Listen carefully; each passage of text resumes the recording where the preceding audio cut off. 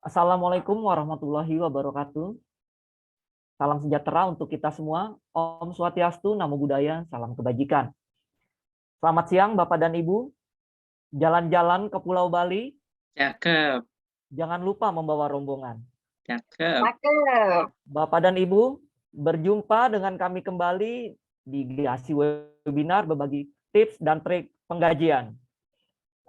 Ya, Bapak dan Ibu, kami Gasi Payroll Service Specialist, salah satu penyelenggara jasa penggajian. Sangat berterima kasih kepada Bapak dan Ibu yang sudah berkenan hadir di sesi webinar kami hari ini. Melayani 70 klien di Indonesia, dalam hal ini Gasi memiliki repositori pengetahuan penggajian yang ingin kami bagi melalui Gasi Webinar, yang rencananya juga akan kami lakukan secara berkala.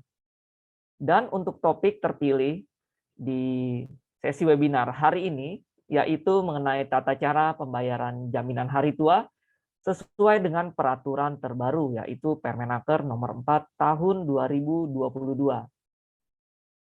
Ya, tidak lupa juga telah hadir bersama saya Sukron, Agil, dan Adel selaku narasumber, dan saya sendiri Angga dan rekan saya Reni selaku moderator, di mana kita akan membahas mengenai tata cara pembayaran jaminan hari tua sesuai peraturan terbaru bersama-sama di sesi webinar kami hari ini.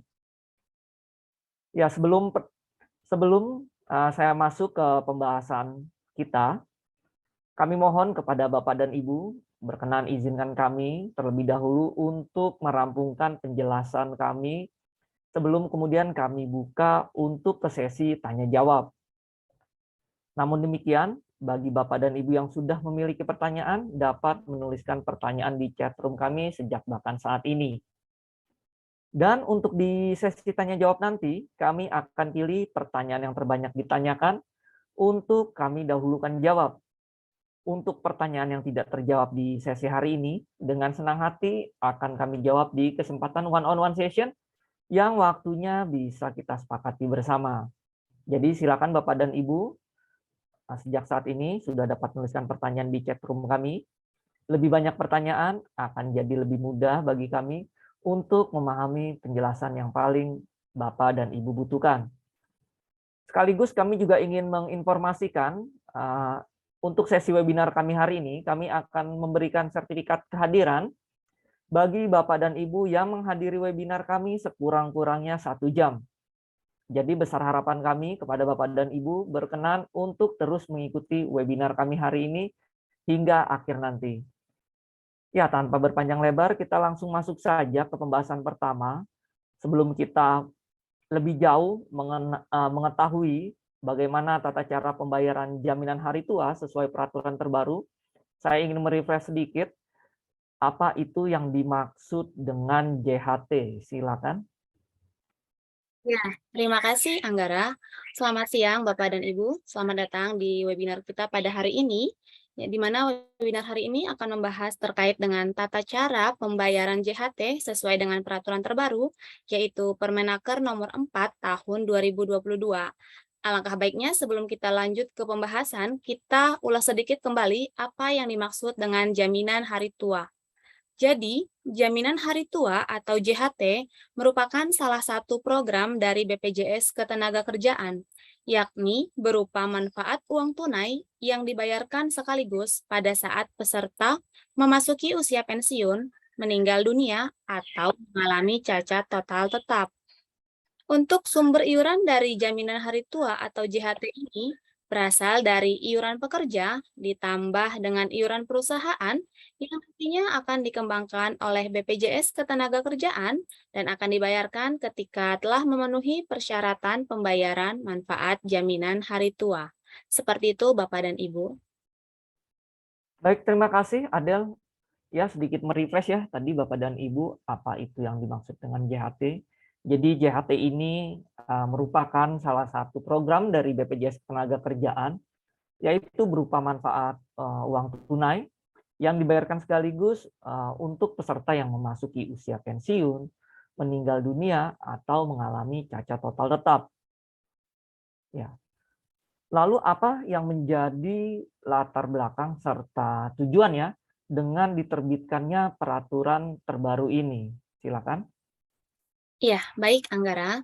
Jadi, pemerintah menerbitkan aturan terbaru yang mengatur terkait dengan pelaksanaan program jaminan hari tua atau JHT yang bertujuan untuk menyederhanakan dan memudahkan dalam proses klaim manfaat jaminan hari tua. Menteri Ketenagakerjaan Ida Fauzia menyatakan bahwa pemerintah menerbitkan Peraturan Menteri Ketenagakerjaan Republik Indonesia atau Permenaker Nomor 4 Tahun 2022 tentang tata cara dan persyaratan pembayaran manfaat jaminan hari tua sebagai pengganti dari Permenaker sebelumnya, yaitu Permenaker Nomor 2 Tahun 2022. Menurut Menaker, Permenaker terbaru ini merupakan tindak lanjut dari arahan Bapak Presiden Joko Widodo dan sekaligus memperhatikan aspirasi pekerja atau buruh yang menghendaki perlunya penyederhanaan dan kemudahan dalam proses klaim manfaat jaminan hari tua. Demikian, Anggara. Ya, terima kasih Adel, Bapak dan Ibu. Tujuan salah satu diterbitkannya peraturan terbaru ini yaitu untuk menyederhanakan serta memudahkan kita sebagai peserta ya dalam melakukan proses klaim manfaat JHT nantinya. Ya, jika tadi kita membicarakan mengenai peraturan terbaru ini, pasti ada peraturan-peraturan terkait lainnya yang mengenai dengan peraturan JHT ini. Dapatkah dijelaskan atau diinformasikan peraturan apa saja? Ya, Silakan. baik. Ya, baik. Terima kasih, Anggara. Terkait dengan program jaminan hari tua ini, pada slide bisa kita lihat berikut merupakan perubahan peraturan terkait dengan program jaminan hari tua. Yang pertama, yaitu Peraturan Menteri Ketenagakerjaan Nomor 19 Tahun 2015 tentang tata cara dan persyaratan pembayaran manfaat jaminan hari tua. Untuk peraturan ini telah dicabut dan dinyatakan tidak berlaku. Kemudian digantikan dengan Peraturan Menteri Ketenagakerjaan Nomor 2 Tahun 2022 tentang tata cara dan persyaratan pembayaran manfaat jaminan hari tua. Untuk peraturan ini pun telah ditarik kembali dan dinyatakan tidak laku, kemudian digantikan dengan peraturan yang terbaru saat ini, yaitu Peraturan Menteri Ketenagakerjaan Nomor 4 Tahun 2022 tentang tata cara dan persyaratan pembayaran manfaat jaminan hari tua. Jadi, setelah diterbitkannya Permenaker Nomor 4 ini, maka kedua peraturan yang sebelumnya dinyatakan dicabut dan tidak berlaku lagi. Seperti itu, Anggara. Baik, terima kasih Adel untuk penjelasannya. Ya, jadi Bapak dan Ibu sebelum Permenaker nomor 4 ini diterbitkan, Permenaker sebelumnya terdapat nomor 19 tahun 2015 dan nomor 2 tahun 2022, di mana ini sudah tidak berlaku dan ditarik ya. Jadi untuk saat ini yang digunakan adalah Permenaker nomor 4 tahun 2022. Ya, lalu poin-poin apa saja terkait dengan perubahan yang terdapat pada Permenaker nomor 4 tahun 2022 ini? Silakan. Ya, baik. Terima kasih, Anggara. Jadi, pada peraturan terbaru terkait JHT ini, yaitu pada Peraturan Menteri Ketenagakerjaan Nomor 4 Tahun 2022, terdapat beberapa poin-poin perubahan. Yang pertama, pada Permenaker terbaru ini, mengembalikan ketentuan yang ada pada Permenaker sebelumnya, yaitu di Permenaker Nomor 19 Tahun 2015, terutama terkait klaim manfaat jaminan hari tua bagi peserta yang mengundurkan diri dan peserta yang terkena PHK, di mana manfaat JHT dapat diambil secara tunai dan sekaligus setelah melewati masa tunggu 1 bulan. Jadi untuk saat ini, bagi pekerja yang mengundurkan diri ataupun terkena PHK, tidak perlu lagi menunggu hingga usia 56 tahun untuk dapat melakukan klaim manfaat dari JHT. Kemudian, poin perubahan yang kedua, dalam Permenaker terbaru ini terkait dengan persyaratan klaim manfaat JHT menjadi lebih sederhana. Jadi bagi peserta yang telah mencapai usia pensiun, yang semula hendak melakukan klaim JHT dipersyaratkan ada 4 dokumen, yaitu kartu peserta BPJS Ketenagakerjaan, KTP, kartu keluarga, dan surat keterangan berhenti bekerja karena pensiun, saat ini menjadi hanya 2 dokumen saja yang dipersyaratkan, yakni kartu peserta BPJS Ketenagakerjaan dan juga KTP. Selain itu, poin perubahan yang ketiga, dalam Permenaker terbaru ini memberikan kemudahan dalam hal pengajuan klaim manfaat JHT dari sisi dokumen yang dilampirkan. Saat ini, dokumen yang dilampirkan bisa berupa dokumen elektronik ataupun fotokopi. Selain itu, klaim juga dapat dilakukan secara daring atau online, serta kemudahan dalam penyampaian bukti PHK. Namun, dalam terkait PHK ini perlu diingat, ini bukan berarti menjadikan pengusaha dapat dengan leluasa untuk melakukan PHK. Untuk proses PHK tetap harus sesuai dengan ketentuan perundang-undangan. Selain dari poin-poin perubahan yang telah disampaikan, dalam Permenaker nomor 4 tahun 2022 ini juga mengatur sejumlah ketentuan baru yang meliputi, pertama, terkait dengan klaim manfaat JHT bagi pekerja dengan perjanjian kerja waktu tertentu atau PKWT atau yang sering disebut dengan pekerja kontrak. Kemudian terkait dengan klaim manfaat JHT bagi peserta bukan penerima upah atau BPU. Yang ketiga, terkait dengan pembayaran manfaat JHT menjadi paling lama 5 hari kerja sejak pengajuan dan persyaratan diterima secara lengkap dan benar oleh BPJS Ketenagakerjaan. Dan yang poin keempat, pekerja dapat melakukan klaim manfaat JHT meskipun terdapat tunggakan pembayaran iuran oleh pengusaha, di mana tunggakan iuran tersebut tetap wajib untuk ditagih oleh BPJS Ketenagakerjaan kepada pengusaha. Jadi terkait hal ini, hak dari pekerja ataupun buruh atas manfaat JHT tidaklah hilang. Demikian Anggara. Terima kasih Adel untuk penjelasannya. Ya, jadi Bapak dan Ibu, poin-poin perubahannya tadi disampaikanlah oleh Adel, yaitu pertama terkait dengan klaim manfaat JHT, terutama bagi peserta yang mengundurkan diri dan peserta yang terkena PHK, di mana untuk manfaat jaminan hari tua ini dapat diambil secara tunai dan sekaligus setelah melewati masa tunggu 1 bulan, jadi tidak menunggu sampai usia pensiun atau usia 56 tahun. Lalu secara persyaratan ini dibuat menjadi lebih sederhana, dan untuk pengajuan klaim manfaat JHT sendiri, untuk dokumennya yang perlu kita lampirkan itu bisa dokumen elektronik atau fotokopi, dan untuk proses klaimnya juga dapat dilakukan secara online, jadi kita tidak perlu datang ke kantor cabang. Dan juga ada klaim manfaat JHT ini yaitu bagi pekerja kontrak atau perjanjian kerja waktu tertentu, lalu bagi peserta bukan penerima upah, dan untuk proses pembayarannya sendiri yaitu 5 hari kerja sejak pengajuan dan persyaratan diterima secara lengkap dan benar oleh BPJS Ketenagakerjaan. Dan juga bagi pekerja di mana perusahaan atau pemberi kerjanya yang masih menunggak untuk melakukan iuran JHT ini, pekerja masih tetap bisa untuk mengajukan klaim manfaat JHT ini. Ya, sebelum pembahasannya saya lanjutkan, mungkin saja terdapat Bapak dan Ibu yang baru saja bergabung di sesi webinar kami hari ini. Saya mohon izin untuk mengingatkan kembali kepada Bapak dan Ibu yang sudah memiliki pertanyaan dapat segera menuliskan pertanyaannya di chat room kami.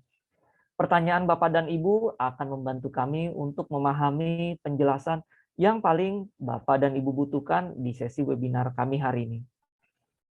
Baik, saya lanjutkan. Jika tadi kita sudah mengulas sedikit atau poin-poin dari perubahan peraturan Permenaker 4 tahun 2022 ini, dapatkah dijelaskan juga kategori peserta jaminan hari tua itu seperti apa? Silakan. Oke, baik. Terima kasih Anggara. Sebelumnya kita tahu gitu ya, apa itu JHT dan perubahan-perubahan apa saja yang terdapat di Permenaker 4 tahun 2022. Di sini saya akan menjelaskan terkait dengan peserta JHT, kategori dari peserta JHT. Jadi Bapak dan Ibu, untuk kategori peserta JHT sebetulnya secara garis besar itu dibagi menjadi 2. Yang pertama adalah peserta penerima upah, Kemudian yang kedua, peserta bukan penerima upah. Untuk kategori peserta penerima upah yang bekerja pada pemberi kerja selain penyelenggara negara sebagaimana dimaksud pada ayat 1 huruf A. Yang pertama itu meliputi pekerja pada perusahaan, kemudian yang kedua pekerja pada orang perseorangan, dan yang ketiga orang asing yang bekerja di Indonesia paling singkat selama 6 bulan. Kemudian untuk kategori kedua, peserta bukan penerima upah. Jadi untuk sesuai dengan yang dimaksud pada ayat 1 huruf B, peserta bukan penerima upah yang dimaksud adalah meliputi yang pertama pemberi kerja, kemudian yang kedua pekerja di luar hubungan kerja atau pekerja mandiri, dan yang ketiga pekerja yang tidak termasuk ke dalam huruf B yang bukan menerima upah. Seperti itu, Anggara. Baik, terima kasih Agil. Jadi Bapak dan Ibu, untuk kategori peserta jaminan hari tua, tadi dijelaskan oleh Agil, dibagi menjadi dua. Yang pertama itu peserta penerima upah, yang bekerja pada pemberi kerja ya, selain penyelenggara negara tentunya. Dan yang kedua adalah peserta bukan penerima upah. Ya, saya lanjutkan. Jika tadi mengenai kategorinya, lalu bagaimana untuk kriteria pembayaran manfaat jaminan hari tua ini? Silakan.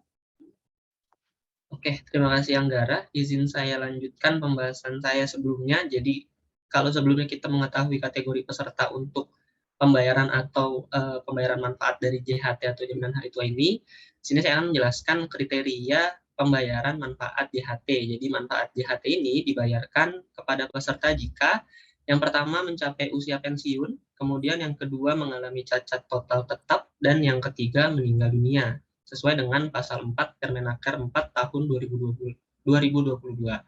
Kemudian dilanjutkan di pasal 5 untuk peserta yang mencapai usia pensiun sebagaimana dimaksud dalam pasal 4 huruf A, termasuk juga peserta yang berhenti bekerja. Kemudian di pasal 2-nya, peserta yang berhenti bekerja sebagaimana dimaksud pada ayat 1 meliputi peserta yang mengundurkan diri, peserta yang terkena pemutusan hubungan kerja, dan peserta yang meninggalkan Indonesia selama-lamanya. Seperti itu, enggak?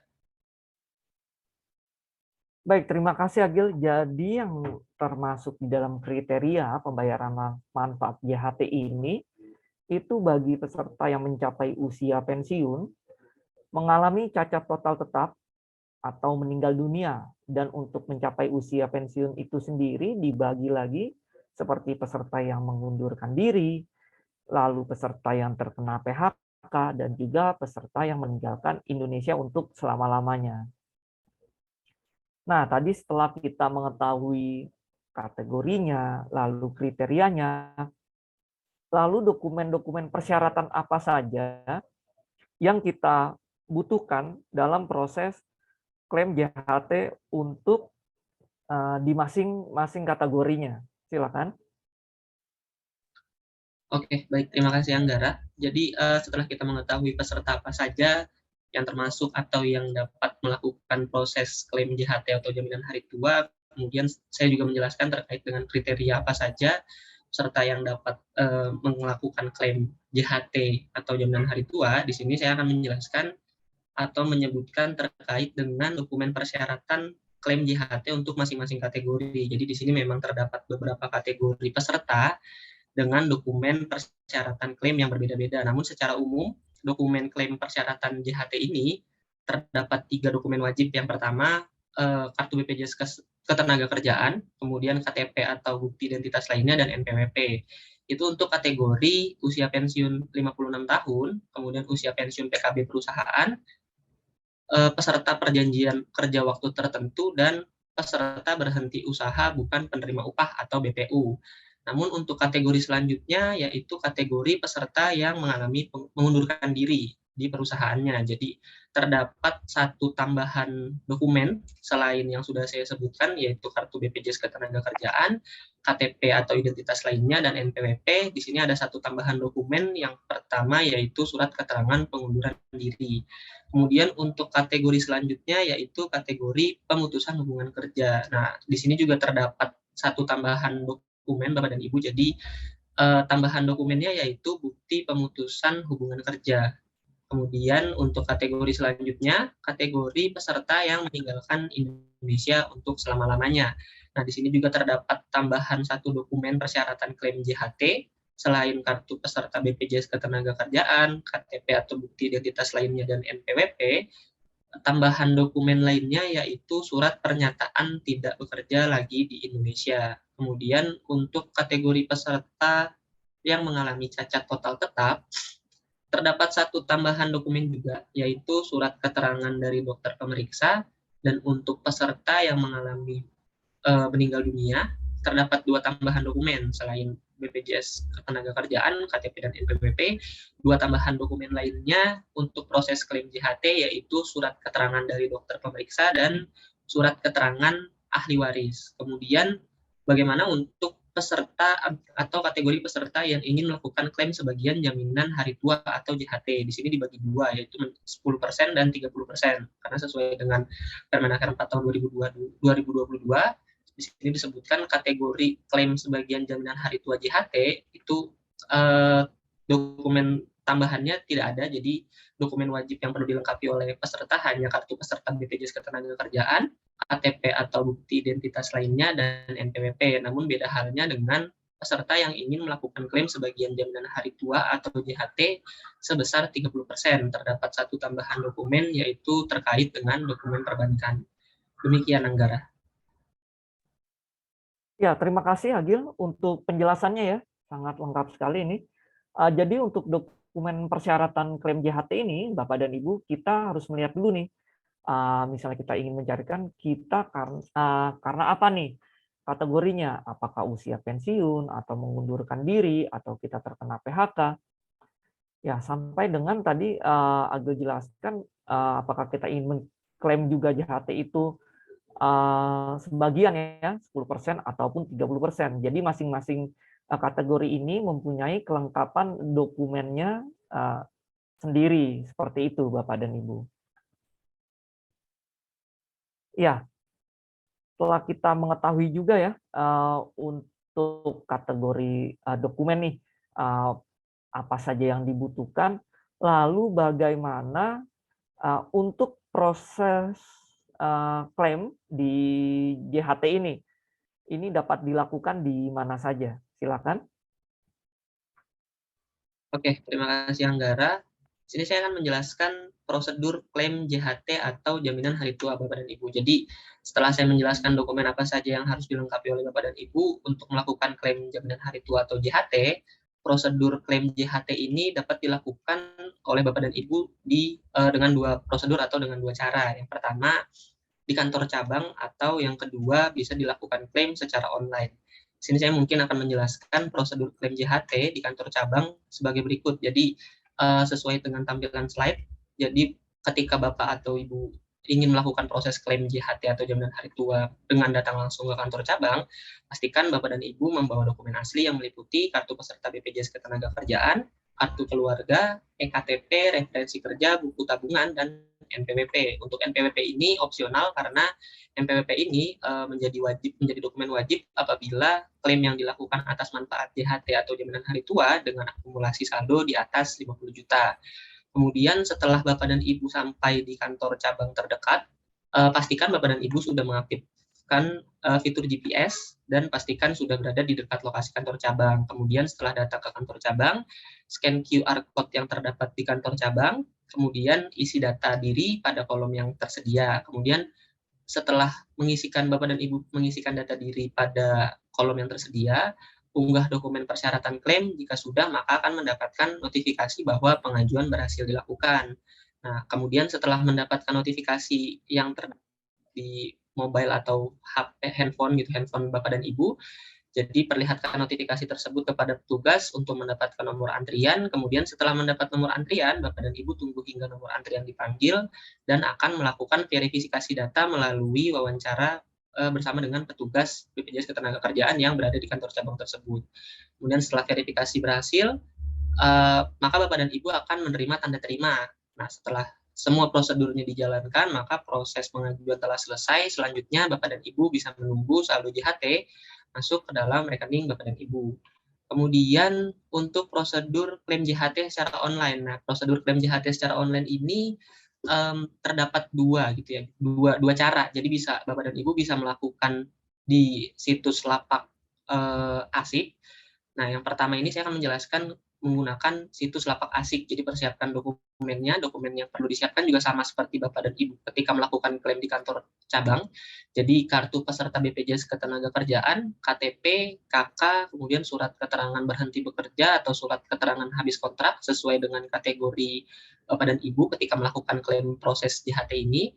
Kemudian buku rekening, foto diri terbaru, dan NPWP. NPWP ini seperti yang sudah saya sebutkan sebelumnya juga untuk klaim manfaat JHT dengan akumulasi saldo di atas 50 juta. Nah, jadi setelah itu Bapak dan Ibu bisa melakukan masuk ke dalam lapak ASIK, laman lapak ASIK BPJS Ketenagakerjaan, kemudian isikan data diri Bapak dan Ibu berupa NIK, nama lengkap, dan nomor kepesertaan. Setelah berhasil mengisikan data diri berupa NIK, nama lengkap, dan nomor kepesertaan, Bapak dan Ibu diarahkan untuk mengunggah semua dokumen persyaratan dan foto diri terbaru tampak depan dengan jenis file JPG, JPEG, PNG, PDF, dan jenis lainnya dengan ukuran file maksimal yaitu 6 MB. Jadi Bapak dan Ibu juga perlu memperhatikan ukuran file yang Bapak dan Ibu unggah ke dalam laman lapak ASIK. Jadi ketika melakukan unggah dokumen-dokumen persyaratan yang memang dibutuhkan, pastikan tidak melebihi ukuran file maksimal sebesar 6 MB. Jadi itu yang perlu diperhatikan. Kemudian selanjutnya ketika sudah mendapat konfirmasi data pengajuan, Bapak dan Ibu bisa klik simpan.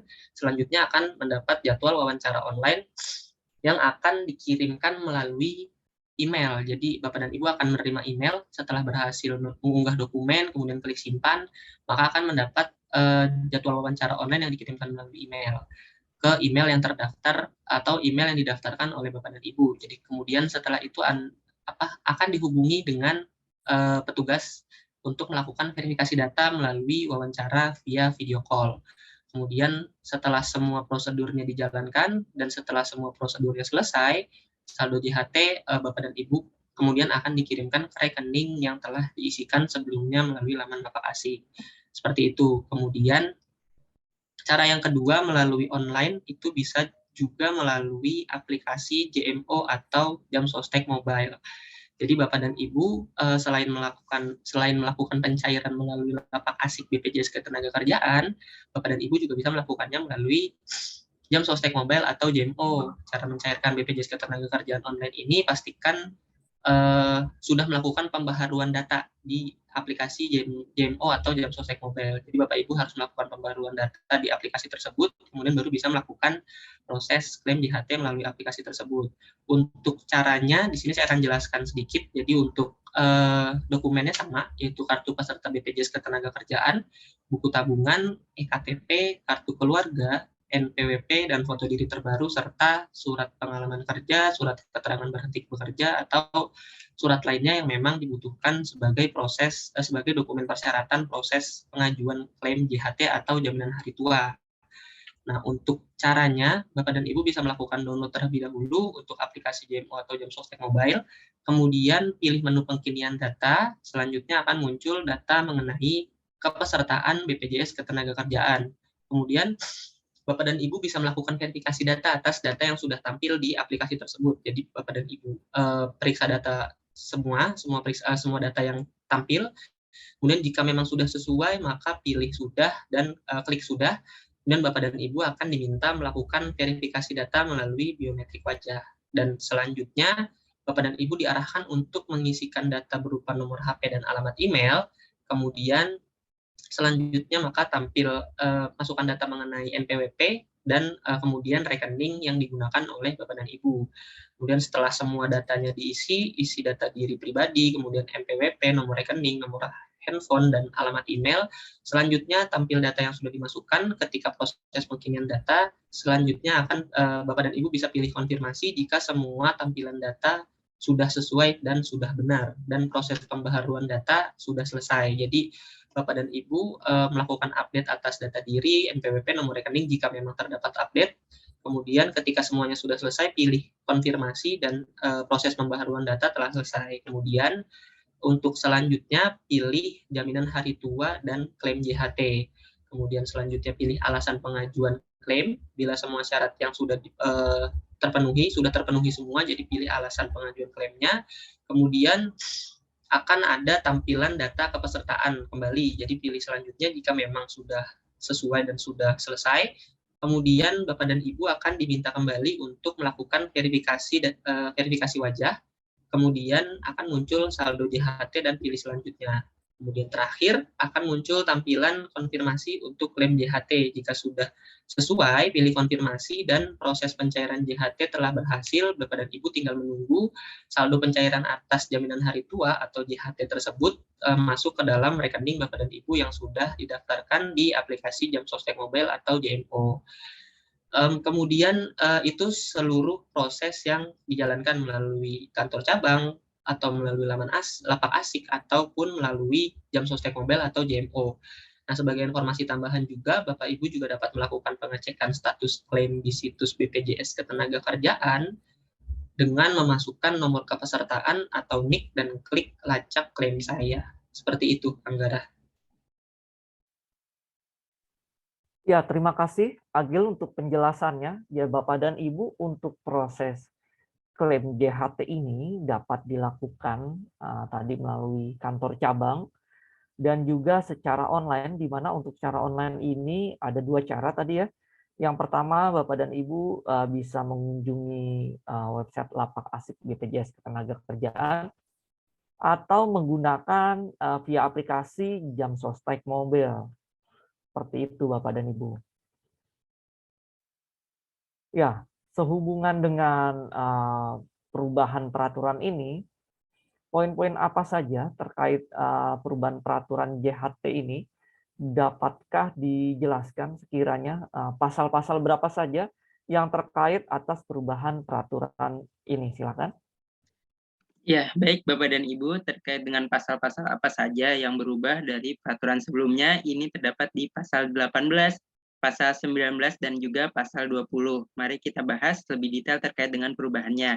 Di pasal 18 ayat 1 ini dijelaskan bahwa pembayaran manfaat JHT dilaksanakan oleh BPJS Ketenagakerjaan berdasarkan permohonan yang diajukan oleh peserta atau ahli warisnya.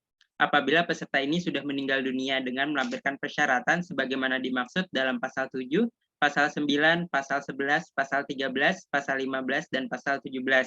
Jadi Bapak dan Ibu untuk JHT ini bisa diajukan oleh peserta atau ahli warisnya dengan membawakan persyaratan sebagaimana terlampir sebelumnya. Lalu lampiran persyaratan tersebut dapat berupa dokumen elektronik atau fotokopi. Jadi Bapak dan Ibu saat ini lampirannya bisa berupa dokumen elektronik atau bisa juga masih menggunakan dokumen fotokopi dan datang ke kantor BPJS. Selanjutnya penyampaiannya saat ini bisa dilakukan secara daring ataupun luring, jadi bisa secara online maupun offline. Dan yang terakhir pasal 18 ayat 4 manfaat JHT ini dilakukan paling lama 5 hari kerja sejak pengajuan persyaratan diterima secara lengkap dan benar. Jadi prosesnya saat ini hanya membutuhkan waktu 5 hari. Jika dokumen telah dinyatakan lengkap dan benar, Bapak dan Ibu hanya menunggu 5 hari kerja hingga uang JHT tersebut dicairkan. Selanjutnya, perubahan di pasal 19, BPJS Ketenagakerjaan wajib melakukan verifikasi. Ini lebih kepada pihak BPJS Ketenagakerjaannya yang akan melakukan verifikasi atas data permohonan dan dokumen persyaratannya untuk pengajuan manfaat JHT. Lalu perubahan berikutnya terdapat di pasal 20. Di pasal 20 ini, bagi peserta yang mengajukan permohonan pembayaran manfaat JHT dan telah memenuhi persyaratan dokumen, tetapi masih terdapat tunggakan iuran, maka BPJS Ketenagakerjaan dapat membayarkan manfaat JHT kepada peserta. Poinnya di sini adalah apabila peserta mengajukan klaim namun dari perusahaan belum membayar iurannya, itu peserta tidak perlu khawatir, Bapak dan Ibu tidak perlu khawatir karena uang JHT-nya itu tetap akan dibayarkan oleh pihak BPJS Ketenagakerjaan. Dan nantinya sisa tunggakan iuran yang belum dibayarkan itu akan ditagihkan oleh pihak BPJS Ketenagakerjaan kepada perusahaan untuk dibayarkan kepada peserta. Jadi Bapak dan Ibu tidak perlu khawatir misalnya perusahaan itu tidak membayarkan atau menyetorkan iuran JHT, itu tetap bisa diklaim. Seperti itu perubahannya. Baik, terima kasih Sukron. Jadi Bapak dan Ibu terkait dengan pasal-pasal yang bersinggungan ya atas perubahan peraturan ini, tadi Sukron jelaskan ada di pasal 18, lalu di pasal 19, dan terakhir di pasal 20. Ya, setelah tadi kita sudah mengenal kategorinya, kriterianya, dokumen apa saja yang diperlukan, lalu proses klaimnya, pasti yang menjadi pertanyaan bagi peserta ya, bagi Bapak dan Ibu, tentunya bagi kami juga di sini. Kira-kira tarif pajaknya seperti apa sih ketentuannya? Dikenakan berapa ya saya kalau melakukan klaim JHT ini? Silakan. Ya, baik Bapak dan Ibu. Tentunya ini menjadi pertanyaan kita bersama nih yang kita tanyakan. Apakah uang JHT yang kita terima itu 100% akan kita terima? Jawabannya adalah tidak Bapak dan Ibu, karena dari JHT yang terkumpul itu nantinya akan dipotong pajak. Untuk ketentuan tarif pajaknya terbagi menjadi dua. Yang pertama apabila JHT dibayarkan sekaligus atau lunas pembayarannya dalam jangka waktu paling lama 2 tahun kalender, yang ini dihitung dari bulan Januari. Untuk kategori kedua adalah JHT dibayarkan sebagian. Untuk kategori pertama, JHT dibayarkan sekaligus, ini akan dikenakan PPh pasal 21 final. Untuk tarifnya sebesar 0% dari penghasilan bruto ini akan dikenakan 0% dari penghasilan bruto dari 0 sampai 50 juta itu tarifnya adalah 0%. Lalu di atas 50 juta akan dikenakan tarif 5%. Untuk kategori yang B adalah JHT dibayarkan sebagian. Untuk JHT dibayarkan sebagian ini apabila dibayarkan pada tahun ketiga dan tahun-tahun berikutnya. Untuk pajak yang akan dikenakan itu bukan PPh final, tetapi pajak tidak final sesuai dengan PPh pasal 21 tarif progresif pasal 17. Huruf A Undang-Undang PPh. Untuk tarifnya sendiri 0 sampai 50 juta tarifnya 5%, di atas 60 juta sampai 250 juta itu 15%, di atas 250 juta sampai 500 juta itu 25%, di atas 500 juta sampai 5 miliar 30%, dan di atas 5 miliar sebesar 35%. Dan jangan lupa karena ini sifatnya adalah tidak final, maka apabila tidak memiliki NPWP akan dikenakan tarif 20% lebih tinggi dari tarif yang seharusnya. Selanjutnya kita akan melakukan simulasi studi kasus apabila kita ingin membandingkan nih mana yang lebih menguntungkan, apakah JHT dibayarkan sekaligus atau JHT dibayarkan sebagian. Dalam case ini kami akan mencontohkan apabila PT ABC menyetorkan JHT karyawan sebesar 500.000. Untuk kemudahan kasus ini ibaratnya untuk iuran JHT-nya tidak berubah dari awal sampai akhir. Yang ini dilakukan selama 30 tahun. Jadi peserta tersebut bekerja selama 30 tahun. Untuk case yang pertama, bagaimana jika peserta mencairkan JHT setelah memasuki usia pensiun. Dan case yang kedua, apabila peserta mencairkan JHT sebagian setelah 10 tahun bekerja. Jadi kita akan simulasikan mana yang pajaknya itu lebih besar, apakah pajak dibayarkan sekaligus ataukah yang JHT dibayarkan sebagian. Baik, Bapak dan Ibu, untuk simulasi perhitungannya, seperti contoh kasusnya di sini adalah setoran iuran JHT-nya adalah Rp500.000. Dari Rp500.000 ini kita kalikan dengan jumlah bulan, 12 bulan, lalu kita kalikan dengan tahun karyawan tersebut bekerja, kali 30. Maka jumlah iuran yang disetorkan adalah Rp180 juta. Dan di case ini, iurannya ini dibayarkan sekaligus, maka untuk pengenaan pajaknya adalah akan dikenakan pajak final, yaitu 0% dikalikan dengan 50 juta menghasilkan 0, lalu di tarif berikutnya 5% dikalikan dengan 130 juta, yang ini didapatkan dari 180 juta dikurangkan dengan 50 juta yang sudah dikenakan tarif pertama. Maka akan menghitungkan, kita akan mendapatkan pajak sebesar 6.500.000. Ini adalah pajak finalnya, dan take home pay yang akan diterima oleh peserta tersebut adalah Rp173.500.000. Ini kita akan bandingkan apabila peserta tersebut mencairkan JHT sebagian gitu. Untuk case yang kedua, JHT dibayarkan sebagian ini, untuk pencairan pertamanya iurannya ini tetap sama 500.000 sebulan, dikalikan dengan 12 bulan dia bekerja, lalu dikalikan dengan jumlah tahun. Maka jumlah iuran JHT yang telah dimiliki oleh peserta tersebut adalah Rp60 juta. Namun Bapak dan Ibu, untuk pencairan sebagian ini tidak bisa dilakukan 100%, namun hanya sebagian, yaitu 30% saja berdasarkan undang-undang. Sehingga yang dapat dicairkan ketika pertama kali mencairkan ini hanya Rp18 juta. Dan untuk pajaknya ini akan terkena pajak final, yaitu 0% karena masih di bawah 50 juta. Sehingga take home pay yang diterima ketika pencairan pertama adalah Rp18 juta. Lalu selanjutnya, ketika dia telah memasuki masa usia pensiun, bagaimana perhitungannya serta berapa pajak yang akan dipotong. Dari case sebelumnya, peserta tersebut masih memiliki sisa saldo JHT yang belum dicairkan sebesar 42 juta rupiah. Ini didapatkan dari total iurannya sebelumnya 60 juta lalu sudah dicairkan 18 juta rupiah. Maka menghasilkan sisa saldonya yang masih tersisa adalah 42 juta rupiah. Lalu peserta tersebut kan juga melakukan penyetoran iuran juga sebesar Rp500.000 selama 20 tahun, maka akan menghasilkan nominal 120 juta rupiah. Dan ketika peserta tersebut memasuki masa pensiun, total saldo dari JHT peserta tersebut ada 162 juta rupiah. Ini dari 120 juta yang iuran disetorkan ditambahkan dengan saldo yang belum dicairkan di awal. Jadi total saldonya 162 juta rupiah.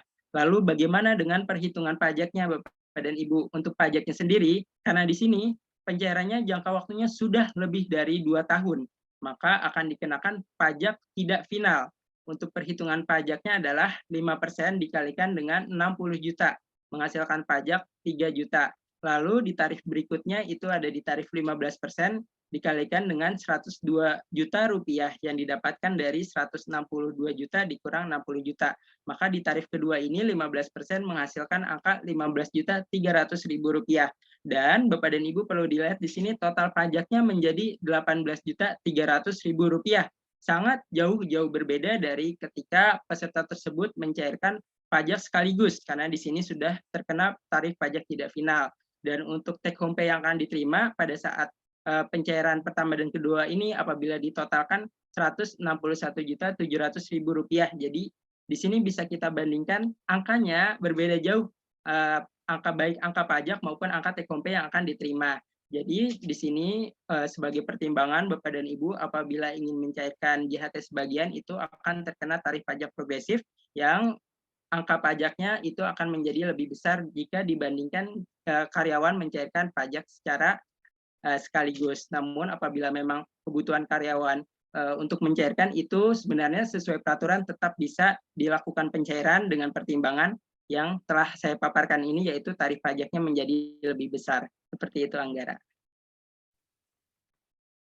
Ya baik, terima kasih Supron. Jadi Bapak dan Ibu terkait dengan pengenaan tarif pajak ya ketika kita melakukan proses klaim JHT ini, tadi dibagi dua pada dasarnya Bapak dan Ibu. Yang pertama itu JHT dibayar sekaligus, akan dikenakan PPh 21 final. Nah, sekaligus di sini adalah dengan jangka waktu paling lama 2 tahun kalender. Lalu sisanya maka itu dikenakan kategori kedua yang dibayarkan sebagian. Maka pada tahun ketiga kita dikenakan tarif pajak pasal 17 sesuai apa yang telah Supron sampaikan tadi. Ya, setelah tadi kita juga mengetahui ya, baik itu kategori sampai dengan pajaknya, nilainya.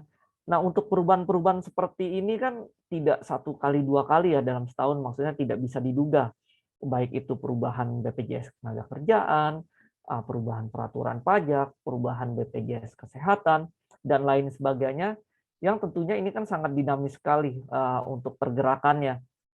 Nah, apakah ada nih solusi atau layanan yang GASI miliki untuk menghadapi tantangan seperti ini terkait dengan perubahan-perubahan peraturan yang tidak bisa kita duga seperti ini? Silakan. Ya, terima kasih Anggara. Ya Bapak dan Ibu, memang di era perkembangan teknologi yang serba cepat ini, perusahaan didorong untuk lebih cepat beradaptasi dan juga fokus kepada core bisnisnya. Nah, karena penggajian bukan merupakan core bisnis, namun tetap juga adalah aktivitas yang cukup kritikal bagi perusahaan, karena gaji tentu saja harus dibayarkan tepat waktu dan tanpa kesalahan kepada setiap karyawan. Untuk menjawab tantangan tersebut, GASI, The Payroll Specialist, menyediakan berbagai solusi penggajian sampai dengan kebutuhan administrasi HR berbasis Employee Self-Service. Nah, terkait dengan solusi mengenai perubahan peraturan perpajakan yang bersifat cukup dinamis ini, GASI tentu saja akan selalu berkomitmen dan patuh terhadap setiap perubahan peraturan pemerintah, di mana kami akan selalu memberikan update secara berkala terhadap setiap perubahan peraturan dan implikasinya apa saja kepada setiap klien. Dan juga apa saja implikasinya terhadap sistem payroll yang kami gunakan untuk melakukan perhitungan payroll-nya setiap klien. Dan juga setiap update yang kami lakukan di dalam sistem kami akan kami berikan juga kepada klien kami sesuai dengan apa saja perubahan peraturan yang terjadi. Seperti itu, Anggara. Oke, jadi dalam hal ini seharusnya untuk urusan-urusan penggajian ya, Ki, berarti biarlah cukup kita saja yang menangani hal ini. Jadi kita biarkan klien-klien kita fokus dengan core bisnisnya. Seperti itu ya, Ki. Ya, betul, Nah, Anggara. jika memang seperti itu, kira-kira apa saja nih solusi yang dapat GASI sediakan? Oke, yang pertama untuk urusan penggajian terlebih dahulu, tentu saja GASI memiliki layanan yang diberi nama Payroll Business Process Outsourcing. Layanan ini bisa dibilang merupakan solusi ultimate yang bisa digunakan oleh perusahaan di mana seluruh urusan penggajian perusahaan, mulai dari menghitung gaji, lalu juga menghitung tagihan pajak dan juga iuran BPJS, sampai dengan membayarkan gaji karyawan serta melaporkan pajak dan BPJS-nya karyawan. Itu semua dapat diurus oleh GASI secara end-to-end. Perusahaan tentu saja tidak perlu lagi pusing memikirkan berbagai macam compliance dengan aturan-aturannya dan juga masalah server, aplikasi, dan infrastruktur lainnya. Dan juga sampai dengan kebutuhan dinamika penggajian dari perusahaan yang cukup bervariasi setiap perusahaan. Namun, jika perusahaan masih ingin mengerjakan prosesnya secara in-house, GASI juga memiliki sistem penggajian berbasis web yang kami beri nama GASI Payroll System dan juga dapat kami tawarkan kepada klien kami dalam bisnis model yang diberi nama Software as a Service, di mana di sini klien akan melakukan perhitungan penggajiannya sendiri dan juga sistem penggajian yang digunakan untuk melakukan perhitungan ini kami adalah hasil dari pengalaman GASI mengelola penggajian selama hampir 20 tahun. Seperti itu, Anggara. Jadi di sini GASI tidak hanya melakukan payroll proses outsourcing-nya aja ya, tapi kita juga bisa gunakan jika kita ingin sistemnya saja pun bisa ya. Ya, betul, Anggara. Nah, tadi saya juga sedikit mendengar Ricky menyinggung mengenai employee self-service. Nah, itu maksudnya gimana tuh? Ya, mengenai employee self-service ini, payroll itu kan sebenarnya bagian tidak terpisahkan dari yang namanya administrasi HR. Nah, untuk menunjang kebutuhan berbagai administrasi HR ini, GASI menyediakan aplikasi employee self-service berbasis web yang dapat diakses oleh setiap karyawan melalui handphone ataupun melalui web browser. Dan itu kita beri nama ePeople Care. ePeople Care ini mulai dari administrasi absen secara online, pengajuan cuti, pengajuan lembur, dan juga pengajuan perjalanan bisnis, serta pengajuan pinjaman karyawan kepada perusahaan, serta menerima surat resmi dari perusahaan, sampai dengan distribusi payslip dan bukti potong pajak. Semua itu bisa dilakukan di dalam aplikasi ini, dan tentunya modul-modul ini akan terus ditambahkan dan disempurnakan dari waktu ke waktu. Begitu, Anggara. Jika mendengar penjelasan Ricky tadi ya, dan tampak juga ini di layar slide kita, ini produk yang ditawarkan sangat lengkap ya, Ki.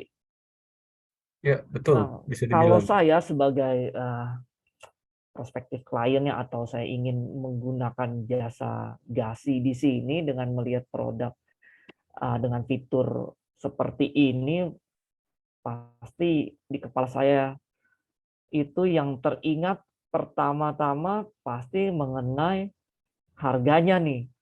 Price-nya berapa nih kalau dengan fitur sebanyak ini gitu ya yang ditawarkan oleh GASI. Nah, itu seperti apa tuh untuk harganya sendiri tuh?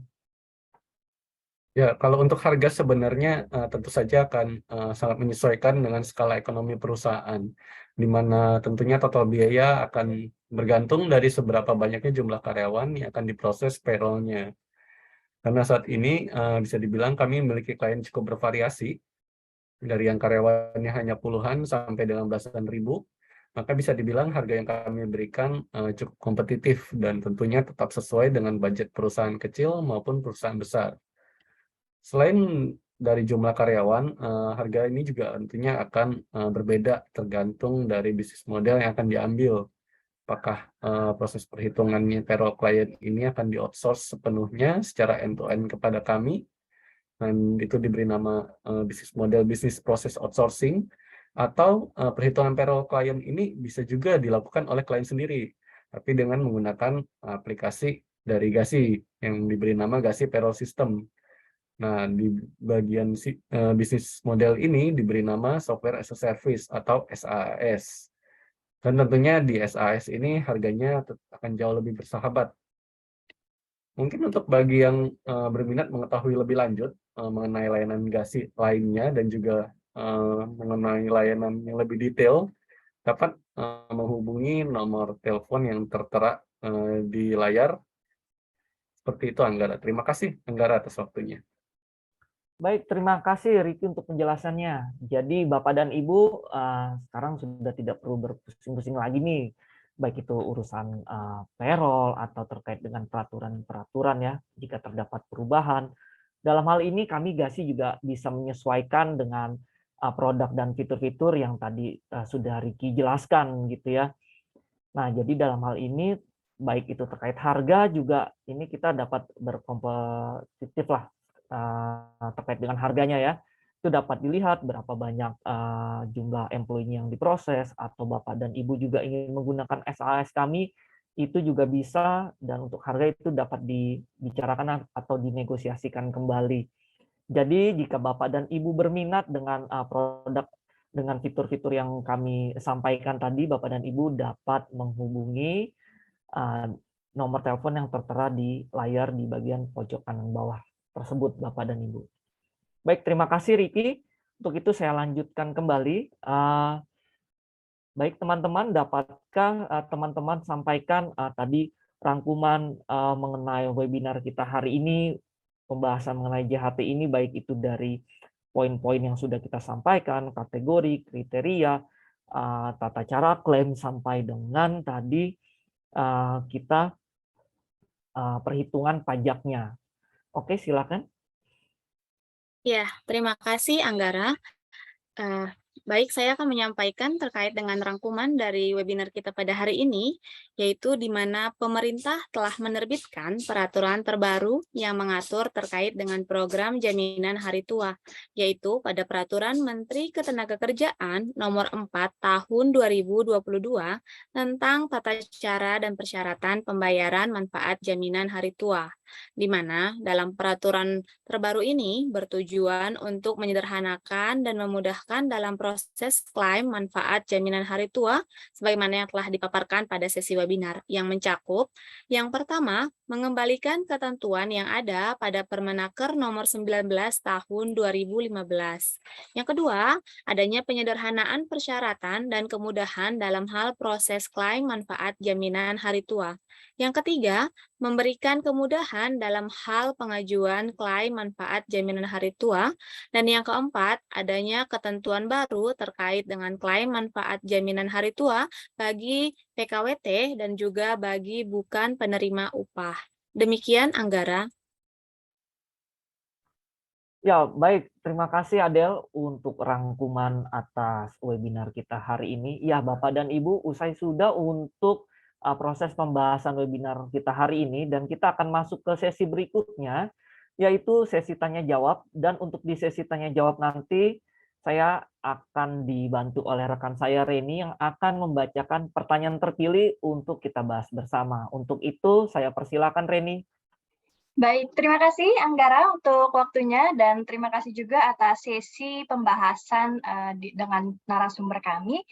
Baik, Bapak dan Ibu, kita sudah sampai pada sesi tanya-jawab. Namun sebelumnya kami ingin mengucapkan terima kasih atas kontribusi dan antusias Bapak Ibu dalam mengajukan pertanyaan.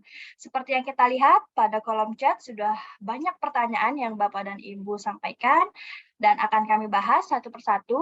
Namun mohon izinkan kami untuk membahas pertanyaan yang paling banyak ditanyakan untuk kami prioritaskan dahulukan jawab.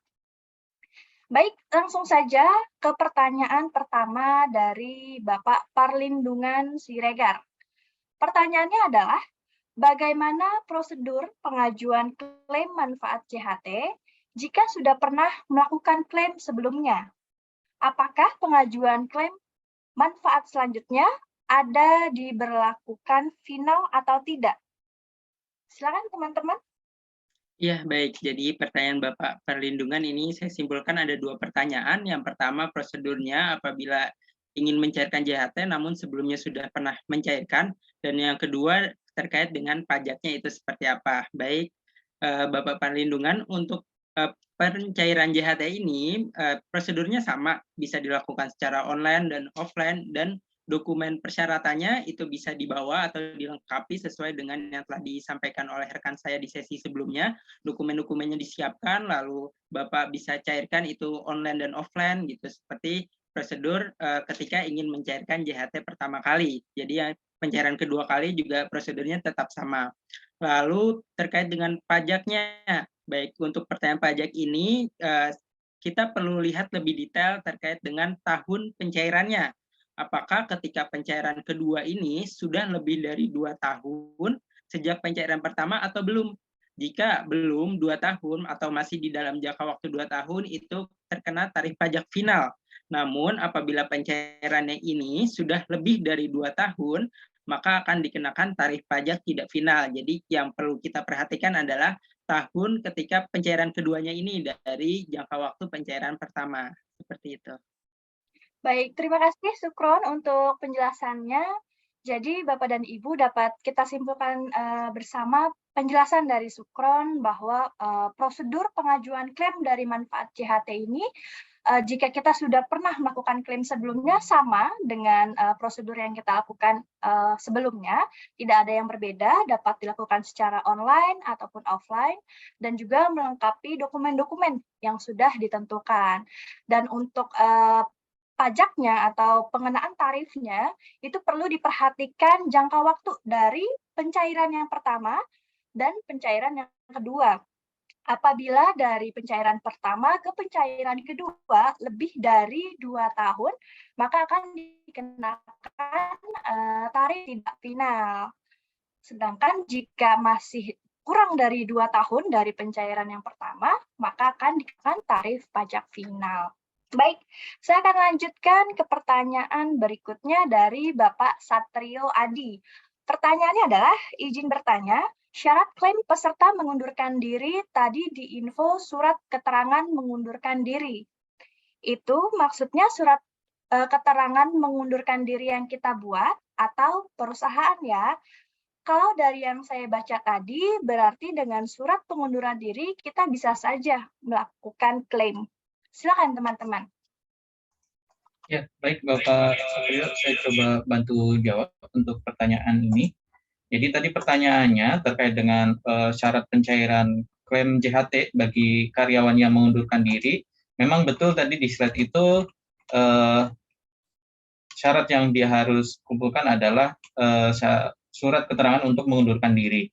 Namun sesuai dengan yang ada di Peraturan Permenaker Nomor 4 Tahun 2022, jadi untuk surat pengunduran ini diterbitkannya itu dari pemberi kerja, Bapak Satrio. Jadi bukan dari karyawan yang membuat, kemudian dapat digunakan untuk melakukan klaim, tapi untuk surat ini tetap yang menerbitkan dari pemberi kerja, tempat karyawan bekerja. Gitu. Jadi ketika sudah mendapatkan surat itu bisa jadi salah satu syarat untuk dapat mencairkan JHT karyawan yang bersangkutan. Mungkin untuk yang istilah yang biasa kita tangkap gitu ya di lapangan, itu istilahnya adalah surat paklaring gitu. Tapi sebenarnya kalau dari peraturannya, memang untuk setiap alasan berhenti bekerja kan ada pengunduran diri, ada yang memang di PHK gitu ya. Kita taunya surat paklaring gitu dari pemberi kerja. Tapi sebenarnya kalau di peraturan itu ada masing-masing gitu. Jadi kalau misalkan yang berhenti bekerja karena pengunduran diri itu namanya surat pengunduran diri. Terus kalau misalkan yang PHK, surat keterangan PHK dari perusahaan. Tapi biasanya istilah yang kita sering dengar di lapangan gitu, itu istilahnya surat paklari. Ya, itu jawaban dari saya, Reni. Baik, terima kasih Arman untuk penjelasannya. Jadi Bapak dan Ibu, seperti yang Arman jelaskan bahwa untuk surat keterangan mengundurkan diri ini yang berlaku adalah surat yang diterbitkan oleh perusahaan untuk proses dari atau syarat dari klaim pencairan manfaat jaminan hari tua atau JHT. Baik, saya akan lanjutkan ke pertanyaan berikutnya dari Ibu Rosita. Selamat siang. Apakah tenaga kerja asing juga wajib didaftarkan untuk JHT? Berikut pertanyaan dari Ibu Rosita. Silakan teman-teman. Ya, izinkan saya menjawab pertanyaan dari Ibu Rosita. Ibu Rosita, jadi di dalam pasal 14 Undang-Undang BPJS itu menyatakan bahwa setiap orang, termasuk tenaga kerja asing, yang bekerja paling singkat 6 bulan di Indonesia, itu wajib menjadi peserta program jaminan sosial. Ini artinya memang di BPJS Ketenagakerjaan wajib bagi tenaga kerja asing tersebut. Nah, khusus untuk JHT-nya sendiri itu ada di Undang-Undang di peraturan di PP nomor 60 tahun 2015 itu menyebutkan bahwa peserta jaminan hari tua adalah setiap orang termasuk orang asing yang telah bekerja paling singkat 6 bulan di Indonesia. Jadi sesuai pasal 14 Undang-Undang BPJS dan sesuai PP nomor 60 tahun 2016 untuk tenaga kerja asing itu wajib mengikuti program JHT dan informasi ini diperkuat dengan SIPP. Jadi ketika kita login SIPP dan ketika karyawan tersebut statusnya adalah tenaga kerja asing, itu sudah langsung otomatis 3 program yang muncul. Salah satunya adalah JHT. Jadi 3 program yang muncul itu secara otomatis adalah JKM, JKK, dan JHT. Jadi dari 3 sumber tersebut bisa disampaikan, bisa dijawab bahwa JHT itu adalah wajib untuk pekerja asing. Ya, terima kasih Reni. Baik, terima kasih Nindi untuk jawabannya. Jadi Bapak dan Ibu, sesuai dengan penjelasan Nindi barusan bahwa tenaga kerja asing juga wajib didaftarkan untuk JHT-nya. Hal tersebut sudah tertera juga di peraturan yang berlaku. Baik, saya akan lanjutkan ke pertanyaan berikutnya dari Bapak Fian. Pertanyaannya adalah, apa yang dimaksud dengan jaminan hari tua? Silakan teman-teman. Ya, terima kasih Reni. Izinkan saya menjawab untuk pertanyaan dari Bapak Fian. Terima kasih Bapak Fian atas pertanyaannya. Jadi pertanyaan Bapak Fian yaitu apa yang dimaksud dengan jaminan hari tua? Baik Bapak Fian, jadi seperti yang telah dijelaskan pada sesi webinar, bahwa jaminan hari tua atau yang sering disingkat dengan JHT merupakan salah satu program dari BPJS Ketenagakerjaan, yakni berupa manfaat uang tunai yang dibayarkan secara sekaligus pada saat peserta memasuki usia pensiun, meninggal dunia, atau mengalami cacat total tetap.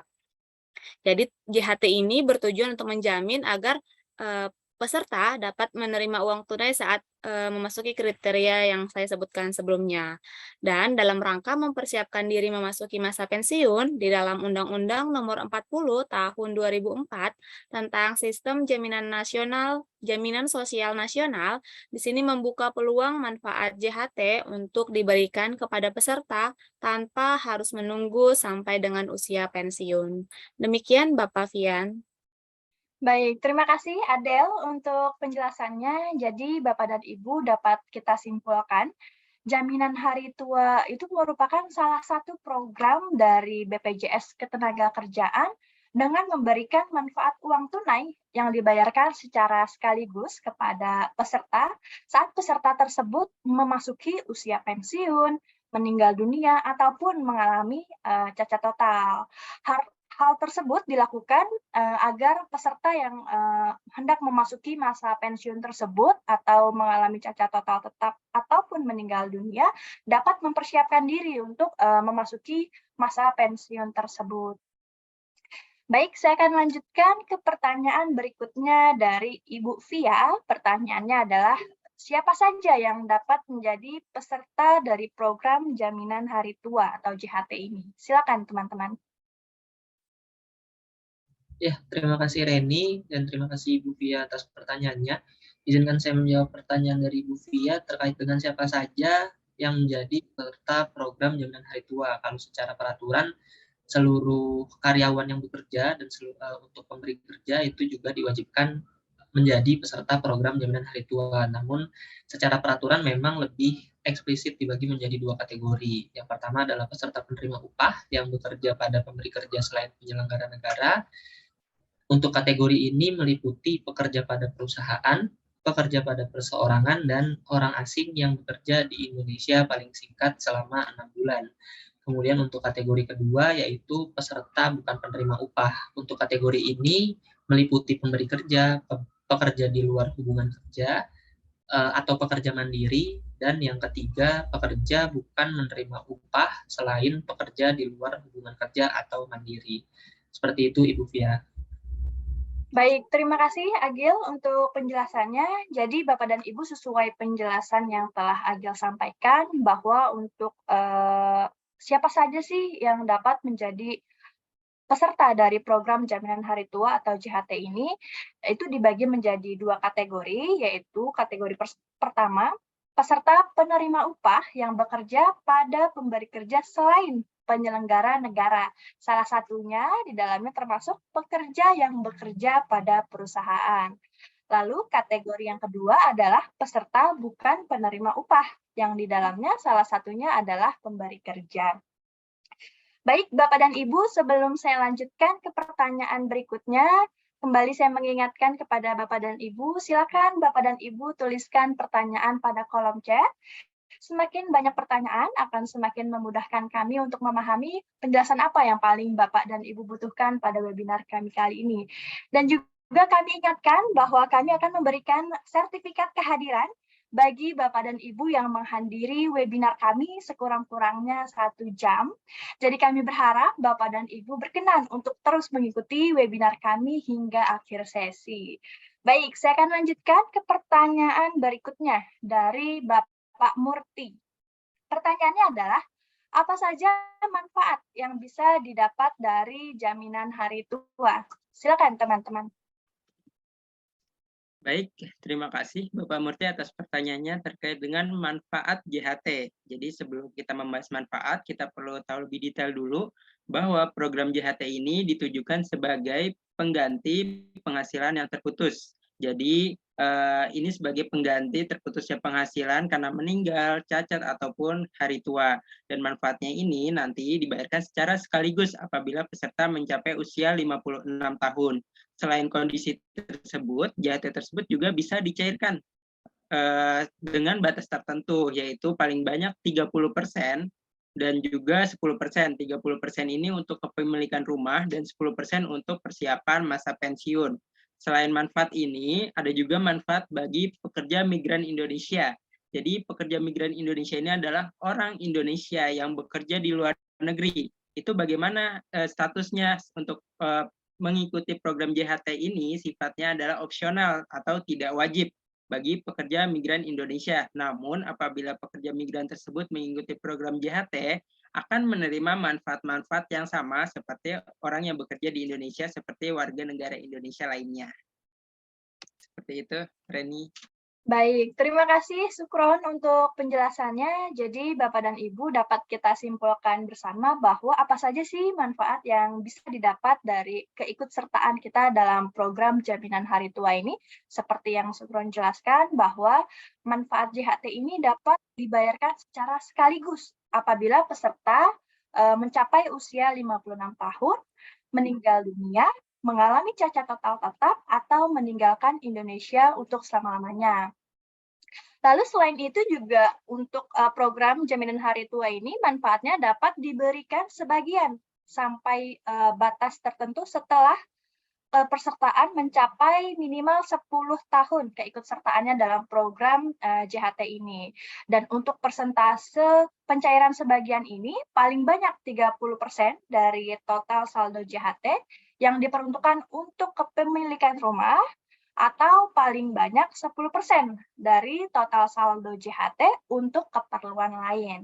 Dan yang perlu kita garis bawahi, untuk pencairan sebagian ini hanya dapat dilakukan 1 kali selama kita menjadi peserta dari program jaminan hari tua ini. Baik, saya akan lanjutkan ke pertanyaan berikutnya dari Bapak Utomo. Pertanyaannya adalah, bagaimana kepesertaan pekerja yang bekerja pada lebih dari satu perusahaan? Silakan teman-teman. Ya, terima kasih Reni. Terima kasih Bapak Utomo atas pertanyaannya. Jadi pertanyaan dari Bapak Utomo yaitu bagaimana kepesertaan bagi pekerja yang bekerja lebih dari satu perusahaan. Ya, baik Bapak Utomo. Jadi bagi seorang pekerja yang bekerja pada lebih dari satu perusahaan, maka pemberi kerja di tiap-tiap perusahaan ini wajib untuk mengikutsertakan pekerja tersebut dalam program jaminan hari tua. Jadi ketika seorang pekerja misalnya bekerja pada 2 pemberi kerja, maka ia wajib terdaftar pada program jaminan hari tua di kedua perusahaan tempat ia bekerja. Demikian Reni. Baik, terima kasih Adel untuk penjelasannya. Jadi Bapak dan Ibu, apabila terdapat pekerja yang bekerja lebih dari satu perusahaan, contohnya 2 perusahaan, maka pekerja tersebut wajib untuk didaftarkan pada kedua perusahaan yang berbeda tersebut. Baik, pertanyaan berikutnya tidak berbeda jauh kalau tadi dari sisi pekerja, kali ini pertanyaan dari Bapak Tri terkait dengan pemberi kerja atau pimpinan. Yang pertanyaannya adalah, apakah pemberi kerja atau pimpinan perusahaan juga terdaftar dalam jaminan hari tua? Lalu bagaimana jika ia memiliki lebih dari satu perusahaan? Silakan teman-teman. Ya, terima kasih Reni. Terima kasih Bapak Tri atas pertanyaannya. Izinkan saya menjawab pertanyaan dari Bapak Tri. Jadi pertanyaannya, apakah seorang pemberi kerja atau pimpinan perusahaan juga harus terdaftar dalam program jaminan hari tua? Dan pertanyaan yang kedua, bagaimana jika pemberi kerja tersebut atau pimpinan perusahaan memiliki lebih dari satu perusahaan? Ya, jadi Bapak Tri, terkait dengan pertanyaan Bapak Tri ini, bagi seorang pemberi kerja, ia juga wajib untuk mendaftarkan dirinya pada program jaminan hari tua. Namun, ia mendaftarkan dirinya pada kategori pemberi kerja atau peserta bukan penerima upah. Nah, dan apabila pemberi kerja ini memiliki lebih dari satu perusahaan, hal ini sama dengan pertanyaan sebelumnya, yaitu seorang pekerja bekerja pada lebih dari satu perusahaan, maka pemberi kerja ini juga wajib untuk mendaftarkan dirinya pada setiap perusahaannya untuk mengikutsertakan dirinya pada program jaminan hari tua. Jadi baik itu tadi pekerja ataupun pemberi kerja, jika ia bekerja atau memiliki perusahaan lebih dari satu, ia wajib untuk mendaftarkan dirinya ataupun wajib terdaftar dalam setiap program jaminan hari tua di masing-masing perusahaan yang ia miliki. Demikian Reni.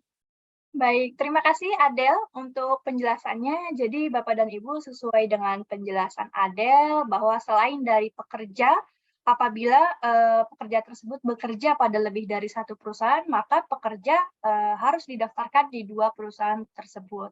Begitu juga dengan pemberi kerja atau pimpinan perusahaan. Apabila pemberi kerja atau pemimpin perusahaan tersebut memiliki lebih dari satu perusahaan, maka pemberi kerja tersebut wajib mendaftarkan dirinya sebagai peserta dari program jaminan hari tua ini juga.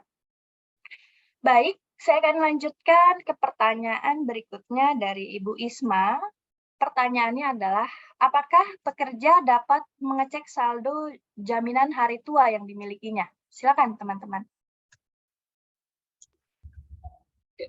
Ya, terima kasih Reni dan terima kasih Ibu Isma atas pertanyaannya. Izinkan saya menjawab. Jadi pertanyaan terkait dengan apakah kita peserta atau pekerja dapat mengecek saldo jaminan hari tua yang kita miliki, itu jawabannya bisa. Jadi Ibu Isma atau Bapak dan Ibu bisa melakukan pengecekan saldo JHT ada 4 cara. Jadi yang pertama itu melalui jam sostek mobile atau aplikasi JMO. Kemudian yang kedua melalui website BPJS Ketenagakerjaan. kemudian yang ketiga melalui SMS ke 2757, atau yang keempat Bapak dan Ibu juga bisa melakukan pengecekan melalui SIPP online pada cetak dokumen, kemudian cetak RSJHT, dan terdapat informasi saldo JHT di sebelah tab cetak kartu. Seperti itu Reni dan Ibu Isma. Baik, terima kasih Agil untuk penjelasannya. Jadi Bapak dan Ibu perlu kita ingat bersama bahwa pekerja bisa mengecek saldo JHT-nya mandiri, yaitu melalui aplikasi Jamsostek Mobile atau aplikasi JMO, lalu juga dapat melalui website BPJS Ketenagakerjaan, dan juga dapat melalui SMS ke 2757. Dan untuk HR dari perusahaan, ini dapat melihat juga pada aplikasi SIPP online. Baik, saya akan lanjutkan ke pertanyaan berikutnya dari Bapak Adi. Pertanyaannya adalah, dalam hal pekerja meninggal dunia, siapa yang berhak menerima manfaat jaminan hari tua atas pekerja tersebut? Silakan teman-teman. Ya, baik Bapak Adi. Pertanyaan dari Bapak Adi, apabila pekerja meninggal dunia, maka siapakah yang berhak menerima uang manfaat JHT tersebut? Jadi jawabannya adalah apabila peserta meninggal dunia, maka JHT akan diberikan kepada ahli waris yang sah, yakni yang pertama akan diberikan kepada janda, duda, atau anak dari peserta. Dalam hal tidak ada janda, duda, atau anak dari peserta, maka JHT ini akan diberikan sesuai dengan urutannya. Yang pertama adalah diberikan kepada keturunan sedarah dari pekerja menurut garis keturunan lurus ke atas dan ke bawah sampai derajat kedua. Berikutnya akan diberikan kepada saudara kandung, mertua, dan pihak yang ditunjuk dalam wasiatnya oleh pekerja. Namun apabila semua orang ini tidak ada, maka akan dikembalikan kembali ke Balai Harta Peninggalan sesuai dengan peraturan perundang-undangan yang berlaku. Seperti itu, Reni. Baik, terima kasih Sukron untuk penjelasannya. Jadi Bapak dan Ibu, sesuai penjelasan Sukron bahwa ketika pekerja meninggal dunia, yang berhak atas atau menerima manfaat jaminan hari tua atas pekerja tersebut adalah ahli waris yang sah, dimulai dari janda atau duda dari peserta program jaminan hari tua, lalu anak dari peserta. Dalam hal peserta tersebut tidak meninggalkan janda atau duda ataupun anak, maka manfaat JHT ini akan diberikan kepada keturunan sedarah pekerja. Lalu apabila kedua hal tersebut tidak terdapat, maka untuk manfaat JHT-nya ini akan dikembalikan ke Balai Harta Peninggalan sesuai dengan ketentuan perundang-undangan yang berlaku. Baik, sebelum saya lanjutkan, kembali saya mengingatkan kepada Bapak dan Ibu masih tersisa beberapa menit pada sesi tanya-jawab ini.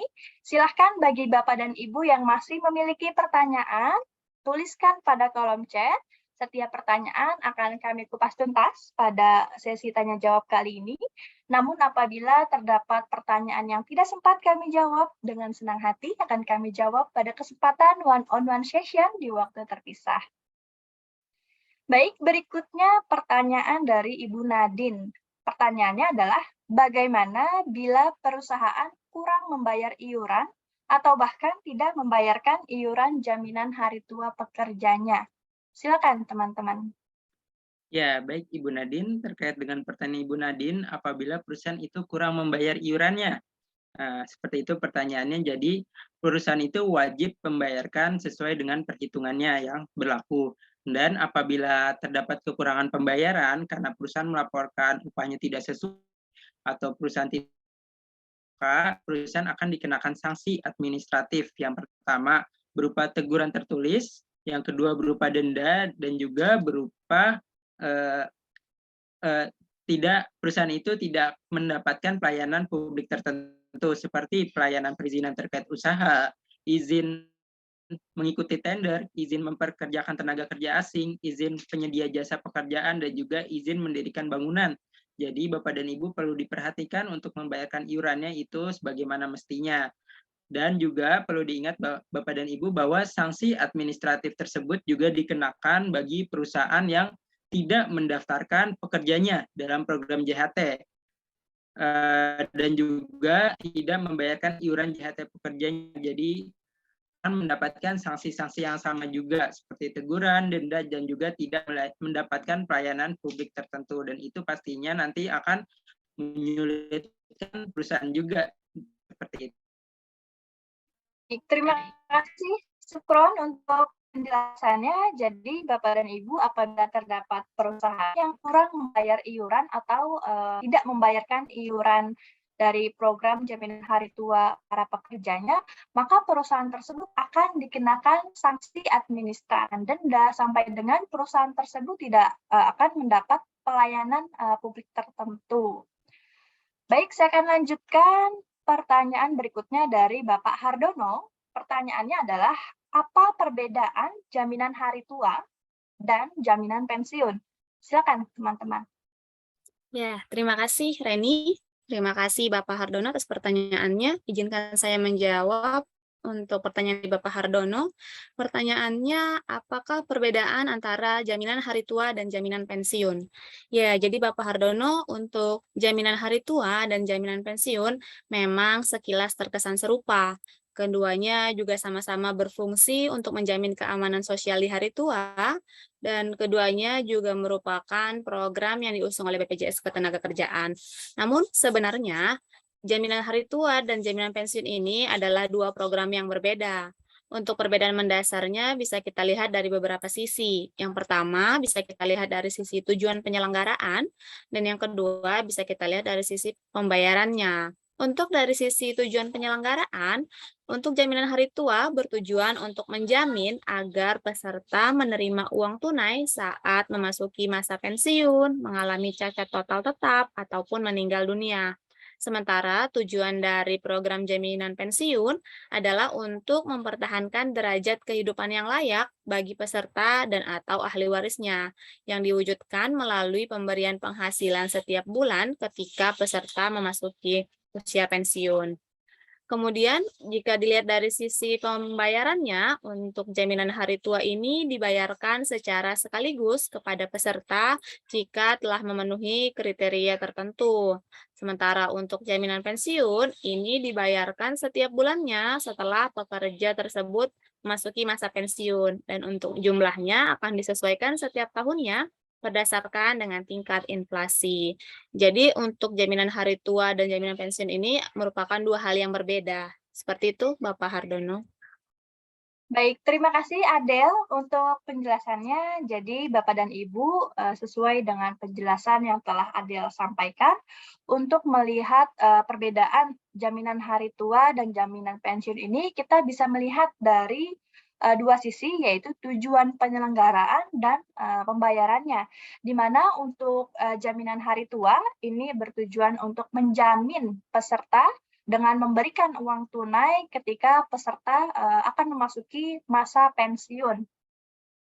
Dan sedangkan untuk jaminan pensiun ini adalah program jaminan yang difungsikan untuk mempertahankan derajat kehidupan yang layak bagi peserta dan atau ahli warisnya. Dan untuk jaminan pensiun ini dibayarkannya setiap bulan pada saat masa pensiun, dan jumlahnya akan disesuaikan setiap tahunnya berdasarkan tingkat inflasi umum yang terjadi. Baik, saya akan lanjutkan ke pertanyaan berikutnya dari Bapak Fadil. Pertanyaannya adalah, bisakah dijelaskan lebih detail terkait perhitungan iuran JHT? Silakan teman-teman. Ya, baik Bapak Fadil, terkait dengan perhitungan jaminan hari tua. Jadi untuk JHT ini terbagi menjadi dua, yaitu JHT bagi penerima upah dan bagi bukan penerima upah. JHT bagi penerima upah ditentukan dengan tarif 5,7% yang terdiri dari 2% peserta dan juga 3,7% dari pemberi kerja. Dan upah yang dimaksud di sini adalah upah pokok ditambahkan dengan tunjangan tetap. Sebagai contoh, apabila pegawai ini memiliki gaji 5 juta rupiah, maka iuran JHT yang dibayarkan itu dari potongan karyawan adalah 2%, dikali 5 juta adalah Rp100.000, dan juga yang dibayarkan oleh perusahaan itu adalah 3,7%, kali 5 juta adalah Rp185.000, sehingga total iuran JHT yang dibayarkan adalah Rp285.000. Untuk kategori yang kedua adalah bagi bukan penerima upah. Untuk bukan penerima upah, pembayaran iurannya ini akan didasarkan pada nominal tertentu, yang nominalnya ini ditetapkan dari daftar sesuai dengan lampiran IPP, daftar iuran. Yang daftar iurannya ini nanti akan dipilih oleh peserta sesuai dengan penghasilan yang diterima oleh masing-masing peserta. Jadi Bapak dan Ibu, intinya program jaminan hari tua ini sangat bermanfaat baik bagi penerima upah maupun bagi bukan penerima upah bagi di masa hari tuanya atau ketika memasuki masa hari tua peserta tersebut, seperti itu. Baik, terima kasih Sukron untuk penjelasannya. Jadi Bapak dan Ibu, terkait dengan besaran iuran jaminan hari tua atau JHT ini juga perlu kita lihat dari dua kategori. Yang pertama yaitu kategori penerima upah. Ketika pekerja tersebut termasuk ke dalam kategori yang pertama atau penerima upah, maka besaran iurannya adalah 5,7% dari upah yang diterima oleh pekerja tersebut, di mana untuk persentasenya 2% akan dibayarkan oleh pekerja dan 3,7% akan dibayarkan oleh pemberi kerja. Lalu untuk kategori yang kedua adalah pekerja bukan penerima upah. Apabila pekerja tersebut termasuk kategori yang kedua, maka untuk besaran iurannya atau nominalnya itu berdasarkan ketetapan yang terdaftar dari daftar iuran yang dipilih oleh masing-masing peserta, disesuaikan dengan penghasilan dari masing-masing peserta tersebut. Baik, selanjutnya pertanyaan dari Ibu Ilda. Pertanyaannya adalah, adakah potensi apabila JHT dicairkan sebagian? Silakan, teman-teman. Iya, baik Bapak dan Ibu, terkait dengan pertanyaan potensi apabila JHT dicairkan sebagian, ini mirip dengan pertanyaan pertama tadi. Potensinya adalah akan terkena tarif pajak progresif pada saat pengambilan berikutnya. Namun perlu kita hitungkan juga terkait dengan jangka waktunya. Apabila pencairannya ini dalam jangka waktu 2 tahun atau kurang dari 2 tahun, itu akan terkena pajak final. Namun apabila pencairannya lebih dari 2 tahun, itu akan terkena pajak tidak final. Sehingga perlu dipertimbangkan Bapak dan Ibu apabila ingin melakukan pencairan JHT sebagian. Seperti itu. Baik, terima kasih Sukron untuk penjelasannya. Jadi Bapak dan Ibu, adakah potensi yang terjadi apabila JHT dicairkan sebagian?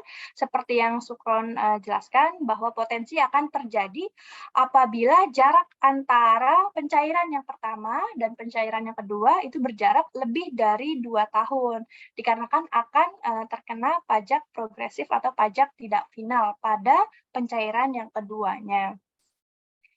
Baik, saya akan lanjutkan ke pertanyaan terakhir dari Bapak Indra. Pertanyaannya adalah, bagaimana cara melakukan pencairan JHT bagi peserta yang meninggalkan Indonesia selama-lamanya? Silakan, Sukron. Ya, baik. Jadi untuk prosedur pencairan JHT bagi peserta yang meninggalkan Indonesia selama-lamanya itu perlu diperhatikan adalah dokumennya, persyaratannya itu sudah lengkap, terutama adalah surat keterangan meninggalkan Indonesia untuk selama-lamanya sebagai dokumen tambahan. Lalu peserta tersebut bisa melakukan pengajuannya, bisa online maupun offline, seperti prosedur yang telah disampaikan sebelumnya, lalu nantinya akan dilakukan pencairan oleh pihak BPJS Ketenagakerjaan jika dokumennya telah lengkap, benar, dan sesuai. Seperti itu. Jadi prosedurnya sama, tidak ada yang berbeda, cuman dokumen yang perlu dilampirkan itu berbeda. Seperti itu. Baik, terima kasih Sukron untuk penjelasannya. Jadi Bapak dan Ibu, pertanyaan tadi adalah pertanyaan terakhir. Namun apabila Bapak dan Ibu masih memiliki pertanyaan, silahkan tuliskan pada kolom chat dan akan kita bahas bersama pada sesi terpisah, yaitu one-on-one session, dan untuk waktunya dapat kita sepakati bersama. Baik, akan saya kembalikan ke rekan saya Anggara untuk menutup webinar hari ini. Silakan Anggara. Baik, terima kasih Reni sudah membantu saya di sesi tanya jawab tadi. Ya, Bapak dan Ibu, usai sudah webinar Gasi berbagi tips dan trik penggajian hari ini. Berharap ini bermanfaat bagi Bapak dan Ibu Dan izinkan kami juga menyampaikan bahwa kami akan kirimkan untuk link materi dan rekaman webinar hari ini yang dapat Bapak dan Ibu akses di website kami. Lalu kami juga memohon kepada Bapak dan Ibu berkenan untuk mengisikan post survei setelah meninggalkan Zoom hari ini, terutama untuk kami lalu menjadi lebih paham bagaimana kami bisa menyelenggarakan webinar yang lebih baik lagi, karena memang kami berencana untuk menjalankan webinar ini secara berkala. Dan kami juga akan menjadi lebih paham untuk topik pengkajian apa yang paling relevan bagi Bapak dan Ibu.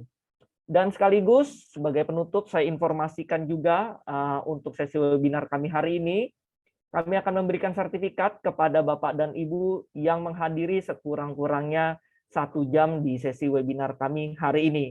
Ikan gabus di rawa-rawa, ikan cupang di dalam toples. Bapak dan Ibu, sampai jumpa di webinar berikutnya. Ikut lagi, bisa keles.